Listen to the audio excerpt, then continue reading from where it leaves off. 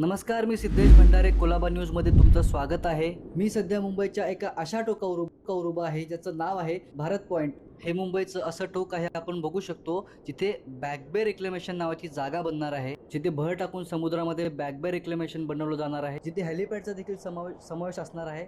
आपण जर एकंदरीत पाहिलं इथल्या रहिवाशांचा, म्हणजे हा जो पट्टा आहे इथे कोलाबा विधानसभा असेल आणि मुंबादेवी विधानसभा असेल, त्या दोघांना याचा फटका बसणार आहे। यासाठी इथल्या नागरिकांकडे आलो। अब ये नया रिक्लेमेशन यहाँ चालू हो रहा है एफएमआरडी के तरफ से, जो मेरे ख्याल से खाली खाली खाली गीतानगर नहीं, ये गणेश मूर्ति नगर हो गया, अंबेडकर नगर हो गए और मच्छीमार नगर हो गए, शिव शास्त्री नगर हो गया।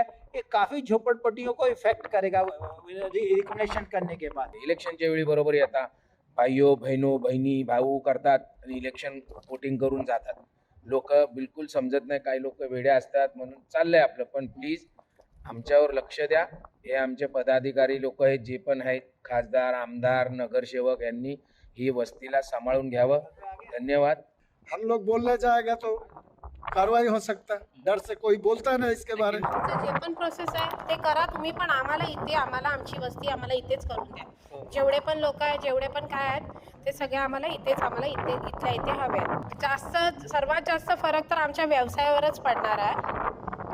त्यामुळे असं तुम्ही तुमच्या सोयीनुसार करता, तर आम्हाला आमच्या सोयीनुसार पण करून द्या। बॅक बे रिक्लेमेशन प्रकल्पाची चर्चा सध्या जोरात सुरू आहे, पण इथल्या स्थानिकांच्या मनात अनेक प्रश्न आहेत। ट्रॅफिक डायव्हर्जनमुळे रोजची ओढाताण वाढेल का, पाणी तुंबेल का आणि छोट्या व्यवसायांचं नुकसान होईल का?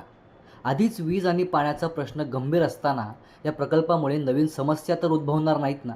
आम्हाला विकास हवा आहे, पण आमच्या हक्काच्या बदल्यात नाही। सरकारनं स्पष्ट करावं की या प्रकल्पामुळे स्थानिकांचं कोणतंही नुकसान होणार नाही। आम्हाला लेखी आश्वासन आणि स्पष्टीकरण हवं आहे, असं इथल्या स्थानिकांचं म्हणणं आहे। अशाच महत्त्वाच्या अपडेटसाठी आमच्या चॅनलला लाईक, शेअर आणि सबस्क्राईब करायला विसरू नका।